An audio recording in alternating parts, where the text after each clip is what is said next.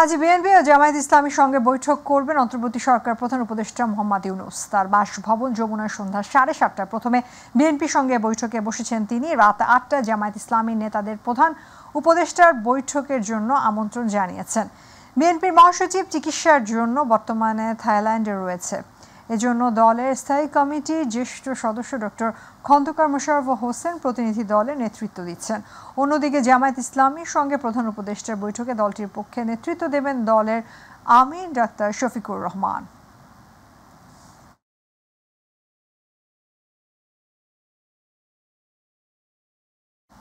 দর্শক, এই মুহূর্তে যমুনার সামনে আছেন সহকর্মী মাহবুব সৈকত, যুক্ত হচ্ছি তার সাথে। মাহবুব, বিএনপি ও জামায়াত ইসলামীর সঙ্গে প্রধান উপদেষ্টার এই বৈঠকের বিষয়বস্তু নিয়ে আপনার কাছে কি তথ্য আছে আমাদেরকে জানান।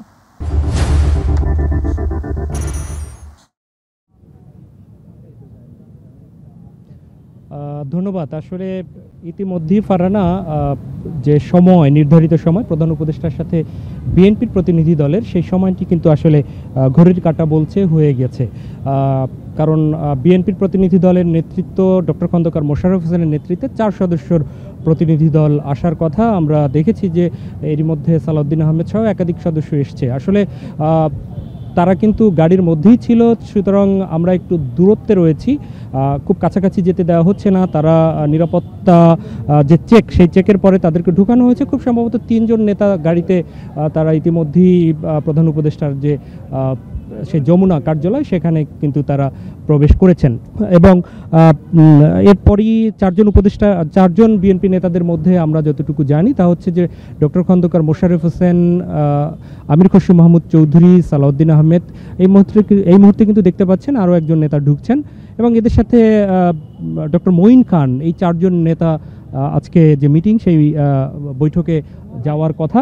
এবং দর্শক আপনারা জানেন যে বিএনপি মহাসচিব মির্জা ফখরুল ইসলাম আলমগীর তিনি চিকিৎসার জন্য দেশের বাইরে রয়েছেন। সুতরাং জ্যেষ্ঠ যে স্থায়ী কমিটির সদস্য তিনি হচ্ছেন ডক্টর খন্দকার মোশাররফ হোসেন, তার নেতৃত্বে যে মিটিং হওয়ার কথা। এবং এরপরই জামাত ইসলামীর মিটিং, সেখানে দলটির আমির যিনি ডক্টর শফিকুর রহমান এবং নায়েবে আমির আবদুল্লাহ মোহাম্মদ তাহের, ডক্টর সৈয়দ আবদুল্লাহ মোহাম্মদ তাহের, সাবেক এমপি, উনি এই 2 জনের নেতৃত্বে প্রতিনিধি দল আসার কথা। এর মধ্যে আমরা নির্ভরযোগ্য সূত্রে খবর পেয়েছি, যদিও এখন পর্যন্ত এটি একদম নিশ্চিত নয়, কিন্তু মোটামুটি খবরটা এরকমই যে এরপরই এনসিপির সাথেও প্রধান উপদেষ্টার সভা হবে। এবং আপনারা জানেন যে সেই সভার কিন্তু বিষয়বস্তু হচ্ছে দেশের চলমান রাজনৈতিক যে পরিস্থিতি, সেই পরিস্থিতির মধ্যে যে উত্তপ্ত বিভিন্ন রাজনৈতিক দলের বাক্য বিনিময়, তার মধ্যে আজকে কিন্তু প্রধান উপদেষ্টার নেতৃত্বে যে সভা হয়েছে, উপদেষ্টাদের সভা, একনেক সভা, সেই সভার পরে কিন্তু উপদেষ্টা পরিষদের পক্ষ থেকে সংবাদ মাধ্যমে তাদের বিবৃতি পাঠানো হয়েছে। সেখানে স্পষ্ট করে কিন্তু মানে বিষয়টি হচ্ছে যে 2 পক্ষই মোটামুটি কোনো একদমই দেখা যাচ্ছে যে অনড়। উপদেষ্টা পরিষদের পক্ষ থেকে বলা হয়েছে যে তাদেরকে জনতা যে দায়িত্ব দিয়েছেন অভ্যুত্থান পরবর্তী সময়ে, যে দায়িত্বের মধ্যে তারা বলছেন যে গুরুত্বপূর্ণ দায়িত্ব, দর্শক আপনারা জানেন, তা হচ্ছে যে নির্বাচন সংস্কার এবং এই গণ অভ্যুত্থানে যে নিহত হয়েছে কিংবা আহত হয়েছে সেই সময়কার যে সেই বিচার প্রক্রিয়া এইগুলো তারা শেষ করতে চান। এবং এক্ষেত্রে কারা কারা বাধার সৃষ্টি করছেন তারা সেটি কিন্তু জনগণের সামনে স্পষ্ট করবেন, এটি তারা মোটামুটি একটু ইঙ্গিত দিয়েছেন। পাশাপাশি বিএনপির পক্ষ থেকে আজকে তাদের নেতারা বিভিন্ন অনুষ্ঠানে কিন্তু আজকে বলেছেন যে সেক্ষেত্রে তারা চান যে দ্রুত নির্বাচনের রোডম্যাপ ঘোষণা, এবং এই নির্বাচনের রোডম্যাপ ঘোষণা এবং একটি নির্বাচিত সরকার আসলেই কেবলমাত্র সকল সমস্যার সমাধান হবে, এটি তারা বলছেন। আপনারা জানেন যে নতুন করে সাবেক যিনি আওয়ামী লীগের সময় রাষ্ট্রপতি ছিলেন আব্দুল হামিদ, তিনি দেশ ত্যাগের পরেই একটি উদ্ভূত পরিস্থিতি তৈরি হয়। তারপরে আওয়ামী লীগের নিষিদ্ধের দাবিতে মোটামুটি অনেক রাজনৈতিক দলই রাজপথে আসে, পরিপ্রেক্ষিতে আওয়ামী লীগকে নিষিদ্ধ করা হয়। তারপর কিন্তু বিভিন্ন প্রেক্ষাপট চলে আসছে। নতুন করে ঢাকা দক্ষিণ সিটি কর্পোরেশনে ইশরাক হোসেনকে মেয়র এর বিষয় নিয়ে আন্দোলন শুরু হয় এবং তারপর থেকেই আসলে উপদেষ্টা পরিষদে থাকা একাধিক উপদেষ্টাদের বিএনপির পক্ষ থেকে বা বিভিন্ন একাধিক রাজনৈতিক দলের পক্ষ থেকে তাদের চাওয়া হয়েছে পদত্যাগ। তারা বলছেন যে তাদের সাথে এনসিপির সম্পর্ক রয়েছে, সুতরাং তাদের পদত্যাগ করতে হবে লেভেল প্লেয়িং ফিল্ডের জন্য। এবং তাদের অভিযোগ যে বিভিন্ন হয়তো বাহানায় নির্বাচন বিলম্বিত হচ্ছে, সুতরাং নির্বাচন বিলম্ব করার কোনো সুযোগ নেই। এই বিষয়গুলো আসলে বলছেন। সার্বিক প্রেক্ষাপটে আসলে বিভিন্ন রাজনৈতিক দল গতকালকেও কিন্তু সংবাদ সম্মেলন করেছে, সেখানে কিন্তু বলা হয়েছে যে তারা ডক্টর মোহাম্মদ ইউনূসের কিন্তু সেই পদত্যাগটি তারা চাচ্ছে না কোনোভাবেই। তারা চাচ্ছেন যে বিতর্কিত যারা রয়েছেন তারা সরে যাক। এক্ষেত্রে বিভিন্ন ফ্যাসিবাদ বিরোধী যে রাজনৈতিক দল যে প্ল্যাটফর্ম ছিল, সেই রাজনৈতিক দল, বিভিন্ন ছাত্র সংগঠন, অন্যান্য সংগঠনগুলো তাদের অবস্থান ক্লিয়ার করেছেন। কোনো কিন্তু রাজনৈতিক দল বলেছেন যে কোনোভাবেই ডক্টর মোহাম্মদ ইউনূসকে তারা যেতে দিবেন না জন আকাঙ্ক্ষা অনুযায়ী। পাশাপাশি বিএনপির পক্ষ থেকে গতকালকে সালাউদ্দিন আহমেদ কিন্তু জানিয়েছেন যে যদি এরকম সিদ্ধান্ত তারা নেন, জনগণ তাহলে বিকল্প বেছে নেবেন। আর আজকে কিন্তু উপদেষ্টা পরিষদের পক্ষ থেকে বলা হয়েছে জনগণকে জানিয়ে দেওয়া হবে যে কারা এই সংস্কার কিংবা বিচার প্রক্রিয়াতে বাধা সৃষ্টি করছে, এরকম একটা অবস্থা। সেখানে কিন্তু সবাই চাচ্ছেন যে স্যারের মানসিকতা, জামাতের আমির গতকালকে বলেছেন যে সেক্ষেত্রে জাতীয় একটা ডায়ালগ হতে পারে, বিভিন্ন রাজনৈতিক দলই বলেছেন। তো এই পরিপ্রেক্ষিতে কিন্তু আজকে থেকেই দেখা গেল যে আনুষ্ঠানিকভাবে এখন বিএনপির পক্ষ থেকে বিএনপির সাথে ডায়ালগ হবে প্রধান উপদেষ্টার সাথে, এরপরই জামাতের সাথে, এরপর কিন্তু এনসিপির সাথে কথা রয়েছে এবং আগামীকালও কিন্তু বেশ কয়েকটি রাজনৈতিক দলের সাথে এই ডায়ালগ বা এই সংলাপ কিংবা আলোচনা অব্যাহত থাকবে। তো সব মিলে হয়তো এই মিটিংগুলোর পরপরই, প্রতিটা মিটিং শেষ হওয়ার পরে সেই রাজনৈতিক দলের পক্ষ থেকে কিন্তু আমাদেরকে ব্রিফ করা হবে যে তারা কি চেয়েছেন। আমরা যতটুকু জানি যে বিএনপির পক্ষ থেকে সুনির্দিষ্ট নির্বাচনের দিনক্ষণ এটি হয়তো জানতে চাওয়া হবে। এখানে হয়তো তারা কোনো অস্পষ্টতা আজকে রাখবেন না, এরকমই আমরা শুনেছি। জামাতের পক্ষ থেকে আজকে সকালেই জামাতের আমির একটি অনুষ্ঠানে বলেছেন যে নির্বাচনের দিনক্ষণের ব্যাপারে একদম সুনির্দিষ্ট দিনক্ষণ ঠিক করে উপদেষ্টা পরিষদকে তারা দিতে চান না। তো এরকম একটা অবস্থায় আজকের মিটিং, আজকের এই সবার দিকে, যমুনার দিকে হয়তো দেশবাসী তাকিয়ে আছেন যে কি হয় আসলে অবস্থা। আমরা বিভিন্ন রাজনৈতিক দলের সাথে ফ্যাসিবাদ বিরোধী আন্দোলনে থাকা কথা বলেছিলাম যে এটি কি বিভক্তির দিকে যাচ্ছে কিনা। তারা প্রত্যাশা ব্যক্ত করেছেন যে না, নির্বাচন নিয়েই তো কথা, তো সব কিছু মিলে এই ডায়ালগের পরে একটি শান্তিপূর্ণ সমাধান হবে, সেখানে আসলে বিভক্তি আর ছড়াবে না বলেই তারা মনে করছেন।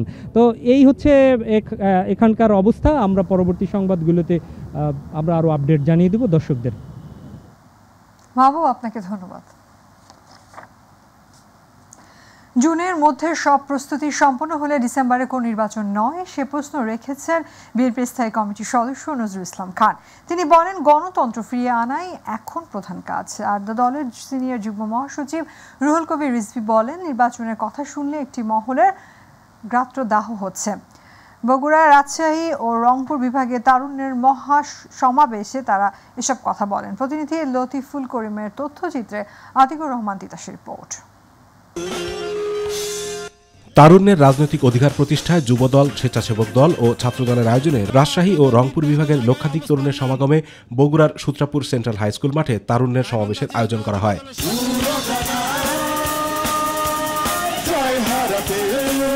বিকেল ৩টায় সমাবেশ শুরু হলেও সকাল থেকেই কানায় কানায় পূর্ণ হয়ে যায় সমাবেশের স্থল। সমাবেশের শুরুতেই বক্তব্য রাখেন স্থানীয় নেতৃবৃন্দ। পরে বিশেষ অতিথির বক্তব্যে বিএনপির সিনিয়র যুগ্ম মহাসচিব রুহুল কবির রিজভী বলেন ন্যায় ও শান্তির জন্য দ্রুত নির্বাচন প্রয়োজন, কিন্তু নির্বাচনের কথা শুনলেই একটি মহলের গাত্রদাহ হচ্ছে। যেটা ন্যায়ের জন্য, যেটা শান্তির জন্য, সত্যের জন্য, ন্যায় বিচারের জন্য আমরা কি বক্তব্য রাখতে পারি না? তাহলে এত উষ্মা কেন? তাহলে এত কথা কেন? আজকে জাতীয়তাবাদী ছাত্র দলের একটি তারুণ্যদীপ্ত উদ্দীপনাময় একটি ছেলে, তার রক্তাক্ত দেহ সরওয়ার্দী উদ্যান আপনার ঢাকা বিশ্ববিদ্যালয়ের পাশে উদ্যানের পড়ে গেল, তার লাশ। তো তার জন্য জাতীয়তাবাদী ছাত্র দল বক্তব্য রাখবে না, সমালোচনা করবে না। তার বিচারের জন্য, তারা কি রাজপথে নামবে না? এইটা কি অন্যায়? অনুষ্ঠানের প্রধান অতিথির বক্তব্যে বিএনপির স্থায়ী কমিটির সদস্য নজরুল ইসলাম খান বলেন, ফ্যাসিস্টদের পতন ঘটিয়ে জুলাই আগস্ট অভ্যুত্থানের এক দফা দাবির একটি অংশ আদায় হয়েছে, কিন্তু গণতন্ত্র ফিরিয়ে আনাই প্রধান কাজ। এক দফার একটা অংশ আদায় হয়েছে, আর একটা অংশ এখনো আদায় হয় নাই। ওটাই প্রথম কাজ, ওটাই প্রধান কাজ। গণতন্ত্র ফিরিয়ে আনাই প্রধান কাজ। জনগণকে তার অধিকার ফিরিয়ে দেওয়াই প্রথম কাজ। জনগণের নির্বাচিত সরকার প্রতিষ্ঠাই প্রথম কাজ। জনগণের কাছে দায়বদ্ধ সরকার প্রতিষ্ঠা প্রথম কাজ। জনগণকে জবাবদিহিতা করতে বাধ্য এমন একটা সরকার প্রতিষ্ঠাই প্রথম কাজ। সব সংস্কার করা অন্তর্বর্তী সরকারের দায়িত্ব নয় উল্লেখ করে তিনি বলেন, সুষ্ঠু নির্বাচনের জন্য যেটুকু প্রয়োজন সেটুকু সংস্কার করে ডিসেম্বরে নির্বাচন দিতে হবে। সব সংস্কার করে ফেলার জন্য এই সরকার প্রতিষ্ঠা হয় নাই। আমরা বলেছি যে একটা অবাধ, সুষ্ঠু, নিরপেক্ষ নির্বাচনের জন্য যেসব সংস্কার জরুরি সেই সব সংস্কার আলোচনার মাধ্যমে সম্পন্ন করে যত দ্রুত সম্ভব জনগণের অধিকার জনগণকে ফিরিয়ে দিন। আমরা বলেছি ডিসেম্বরের মধ্যে নির্বাচন চাই। আতিকুর রহমান তিতাস, মাই টিভি। আমরা এটা বিএনপির প্রধান উপদেষ্টা ডক্টর ইউনূসের পদত্যাগ চায়নি বলে মন্তব্য করেছেন দলের স্থায়ী কমিটির সদস্য গয়েশ্বরচন্দ্র রায়। বিকেলে আবাসন সেক্টরের সংকট উত্তরণের উপায় শীর্ষক অনুষ্ঠানে সাংবাদিকদের এক প্রশ্নের জবাবে তিনি এ মন্তব্য করেন। এ সময় পার্লামেন্ট ছাড়া সংস্কারের যৌক্তিকতা নিয়ে প্রশ্ন তুলে তিনি বলেন, জনগণের নির্বাচিত প্রতিনিধিদের মাধ্যমে বড় সংস্কার হওয়া উচিত। ডক্টর ইউনূস ব্যর্থ কেউ চায় না, ডক্টর ইউনূস চলে যাক সেও কেউ চায় না, কেউ চায় না। যেটা আপনি সম্মানের লোক, এটা নির্বাচন করে যতটুকু সংস্কার করতে পারেন করেন, বাকিটুকু রেখে যান। একটা পরিবার যত শেখের গোষ্ঠী জগৎ যেখানে যা ছিল রে ভাই, লুটপাট করে দেশটাকে একেবারে তলাবিহীন জড়ি বানিয়ে দিয়েছে, কিন্তু এখনো তাদেরকে আইনের আওতায় আনা যায়নি। সরকারের 9টা মাস চলে গিয়েছে, একটা তো চার্জশিট দিতে দেখি না। খালি মুখে মুখেই তারা বিচার করে, মুখে মুখেই সংস্কার করে। এসবের অবসান হওয়া উচিত। অন্তর্বর্তী সরকারের প্রতি সকল রাজনৈতিক দলকে সহযোগিতার আহ্বান জানিয়েছেন জামায়াত ইসলামীর আমির ডক্টর শফিকুর রহমান। বলেন, সাম্প্রতিক সময়ে ঘটনা দেশবাসীকে বিচলিত করেছে। সংঘাত এবং কাদা ছোড়াছুড়ির মধ্য দিয়ে জাতিকে আর অনিশ্চয়তার দিকে ঠেলে দেওয়া সমীচীন হবে না উল্লেখ করে তিনি বলেন, জাতির মধ্যে যে আতঙ্ক সৃষ্টি হয়েছে তা সব পক্ষের অংশগ্রহণের মধ্য দিয়ে সমাধান সম্ভব। ইলিয়াস মাতুব্বর রিপোর্ট। রাজধানীর মগবাজারে আল ফালাহ মিলনায়তনে জামাত ইসলামীর কেন্দ্রীয় মজলিসে শুরার এই অধিবেশন। সেই দিকে সংগঠনকে খেয়াল রাখতে হবে। এ সময় সাম্প্রতিক রাজনৈতিক পরিস্থিতি নিয়ে অন্তর্বর্তী সরকারকে সর্বদলীয় বৈঠকের আয়োজন করার আহ্বান জানান জামাত আমির ডাক্তার শফিকুর রহমান। সমস্যা যত বড়ই হোক, আমরা এটা বিশ্বাস করি যে আলোচনার মধ্য দিয়ে সন্তোষজনক সমাধানে পৌঁছা সম্ভব। আমরা অন্তর্বর্তীকালীন সরকারকে আহ্বান জানিয়েছি সর্বদলীয় বৈঠক আহ্বান করার জন্য। জাতির মধ্যে যে আতঙ্ক আশঙ্কা তৈরি হয়েছে, ইনশাআল্লাহ সকল পক্ষের আন্তরিক অংশগ্রহণের মাধ্যমে জাতি হিসাবে আমরা একটা সন্তোষজনক সমাধানের জায়গায় পৌঁছতে পারব। আমির বলেন, নির্বাচন বিষয়ে প্রধান উপদেষ্টাকে বাধ্য করতে চায় না জামাত, বরং সহায়তা করতে চায় তার দল। আমরা বলেছিলাম যে সংস্কারের একটা রোডম্যাপ দেওয়া হোক, যে এই মাসের ভিতরে সংস্কার সম্পন্ন হবে, এরপরেই নির্বাচনের একটা রোডম্যাপ তার পাশাপাশি দেওয়া হোক। সকল রাজনৈতিক দল এবং অংশীজন স্বেচ্ছায় আমরা তার উপর রোপণ করেছি। আমাদের দায়িত্ব তাকে সহযোগিতা করা তার সার্বিক কাজে। আমরা আমাদের জানা মতো আমাদের পক্ষ থেকে আমরা কোনো ধরনের কোনো অসহযোগিতা করিনি। এ সময় মিয়ানমারে মানবিক করিডোর প্রসঙ্গে কথা বলেন জামাত আমির। মানবিক করিডোরের নামে একটা উদ্যোগ আমরা সর্বপ্রথম, এটি আমাদের নলেজে আসার সাথে সাথেই আমরা বলেছি এর সাথে জাতীয় নিরাপত্তার বিষয় জড়িত। সুতরাং এই বিষয়টি ভেবে চিন্তে আগাতে হবে, হুট করে এটাতে কোনো কিছু করা যাবে না। ইলিয়াস মাতবর, মাই টিভি, ঢাকা। দুই ছাত্র উপদেষ্টার সাথে এনসিপির কোনো সম্পর্ক নেই। সরকারের দায়িত্বে থেকে তারা চাইলে রাজনীতি করতে পারবে না বলে জানিয়েছেন এনসিপির আহ্বায়ক নাহিদ ইসলাম। অন্তর্বর্তী সরকারের গণ অভ্যুত্থানের আকাঙ্ক্ষা বাস্তবায়নের দায় রয়েছে, তাই রাজনৈতিক দলগুলোকে দায়িত্বশীল আচরণ ও আলাপ আলোচনার মধ্য দিয়ে সংকট সমাধানের দিকে যাবার আহ্বান জানান তিনি। আর দলের সদস্য সচিব আক্তার হোসেন বলেন, সংস্কার, বিচার, শান্তিপূর্ণ নির্বাচন ঘোষণা নিয়ে অনিশ্চয়তা তৈরি হয়েছে। আমাদের প্রত্যাশা বা আমাদের আহ্বান থাকবে যে ডক্টর মোহাম্মদ ইউনূস তিনি দায়িত্বে থেকেই রাজনৈতিকভাবে সকল পক্ষের সাথে আলোচনা করে একটা সমাধানের দিকে যাবেন।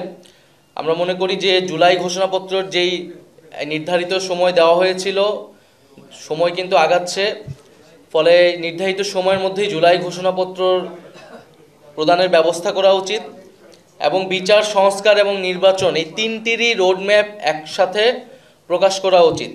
তাহলে জনমনে এবং সকল রাজনৈতিক দলগুলোর মধ্যে এক ধরনের স্বস্তি তৈরি হবে, আস্থার জায়গা তৈরি হবে।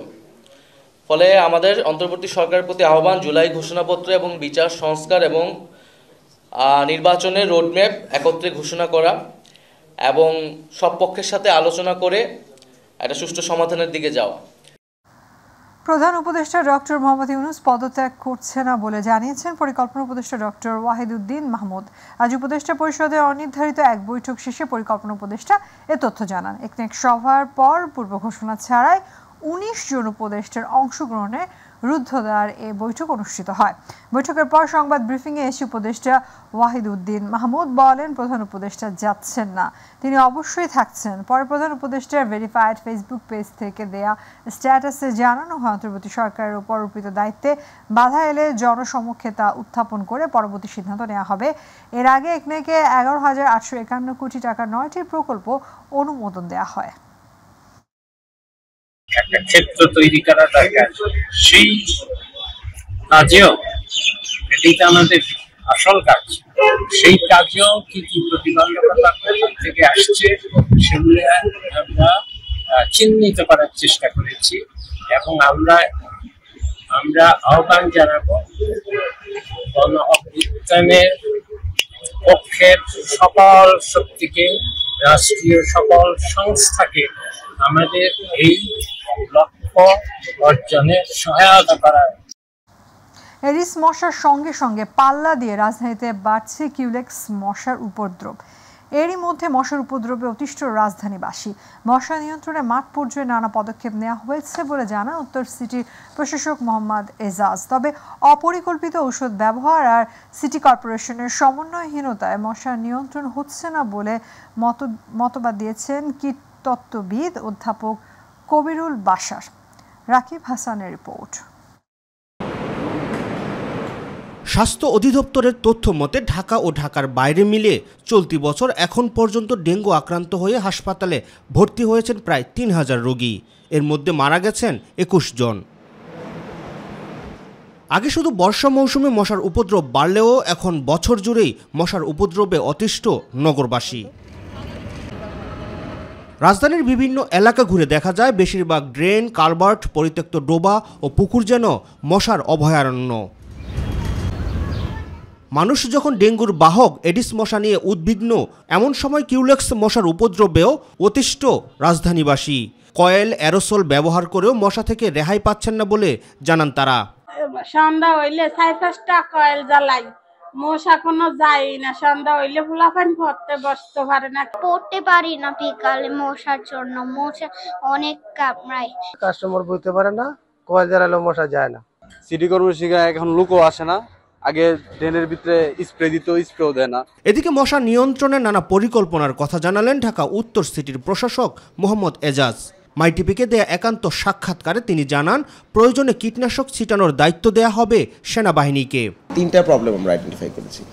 একদম ফিল্ডে ওষুধগুলো কিভাবে দেওয়া হবে, এটা একটা প্রবলেম আমরা মনে করি। দ্বিতীয় হচ্ছে যে তারা প্রপারলি এডুকেশনটা পেয়েছে কিনা, মানে ট্রেনিংটা তাদের আছে কিনা। কারণ হচ্ছে যে ওষুধ যেটা মিক্স হওয়ার কথা, স্থানীয় লোকজন বলছে কেরোসিন তেলের গন্ধ পাই। আমাদের এক্সপার্ট এবং হেলথ ডিপার্টমেন্ট বলছে যে না, আমাদের এইটার সবগুলো ওষুধ হচ্ছে পরিমিত মাত্রায় আছে এবং সেটা দেওয়া হয়, কিন্তু সিভিক মনিটরিং একটা লাগবে। তো 3টা জিনিসকে আমরা মাথায় রেখে আগের যারা থার্ড পার্টি ছিল তাদেরকে আমরা তাদের সাথে আমরা রিনিউ করব না।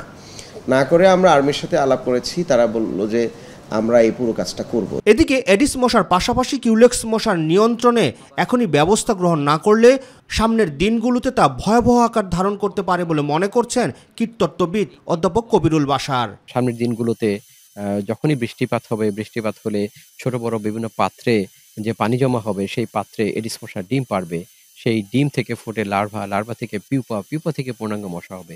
মশা নিয়ন্ত্রণে সিটি কর্পোরেশনের ব্যবহৃত ঔষধের সঠিক প্রয়োগ পদ্ধতি নিয়েও প্রশ্ন তোলেন এই বিশেষজ্ঞ। বাংলাদেশে মশা নিয়ন্ত্রণের সবচেয়ে বড় গ্যাপ আমরা যেটি দেখি সেটা হচ্ছে সঠিক মনিটরিং অ্যান্ড ইভালুয়েশন নাই। একটি কীটনাশক সঠিক মাত্রায়, সঠিক জায়গাতে, সঠিক সময় পর পর দেওয়া হচ্ছে কিনা। রাকিব হাসান, মাই টিভি, ঢাকা। মঙ্গলবার বঙ্গোপসাগরে একটি লঘুচাপ সৃষ্টির সম্ভাবনা রয়েছে, যার প্রভাবে বুধবার থেকে 5 দিন বাংলাদেশে বৃষ্টিপাতের প্রবণতা বাড়তে পারে। এতে বেশ কিছু এলাকায় জলাবদ্ধতার সৃষ্টি হতে পারে বলে জানিয়েছে আবহাওয়া অফিস। এছাড়া ভারী বর্ষণের প্রভাবে পাহাড়ি এলাকার ভূমি ধসের সম্ভাবনা রয়েছে। এছাড়া বজ্রপাত হলে নিরাপদ আশ্রয়ে যাওয়ার পরামর্শ দিয়েছেন আবহাওয়াবিদরা। আফজাল হোসেনের রিপোর্ট। বর্ষা মৌসুমের শুরুতেই ভারী বর্ষণের কবলে পড়তে যাচ্ছে পুরো দেশ। আগামী মঙ্গলবার বঙ্গোপসাগরে একটি লঘুচাপ সৃষ্টির সম্ভাবনা রয়েছে। এর ফলে পরবর্তী 5 দিন ভারী বর্ষণ হতে পারে। অতিবৃষ্টির ফলে রাজধানীর বিভিন্ন স্থানে জলাবদ্ধতার সৃষ্টি হতে পারে। এছাড়া পার্বত্য অঞ্চলে ভূমিধসের সম্ভাবনা রয়েছে। আগামী 27 তারিখ থেকে প্রায় টানা 5 দিন বাংলাদেশের বৃষ্টিপাত সংঘটিত হওয়ার সম্ভাবনা রয়েছে। কখনো হালকা, কোথাও কোথাও ভারী থেকে অতি ভারী বৃষ্টিপাত হতে পারে। ঝড় সতর্কীকরণ কেন্দ্র জানিয়েছে বৃষ্টির সাথে ঝড় ও বজ্র ঝড় হতে পারে। এমন পরিস্থিতিতে নিরাপদ আশ্রয়ে থাকার পরামর্শ দিয়েছেন আবহাওয়াবিদরা। এই মেঘমালার সাথে থাকে বৃষ্টিপাত, দমকা বাতাস, ঝোড়ো হাওয়া, কখনো কখনো শিলাবৃষ্টি অথবা বজ্রপাত। সিভিয়ার ওয়েদার সিস্টেম বা র্যাপিড অনসেট প্রসেস বা বজ্রঝড় যে বলি, এই বজ্রঝড়ের ফলে প্রাণহানি সংঘটিত হয়। আফজাল হোসেন, মাই টিভি, ঢাকা।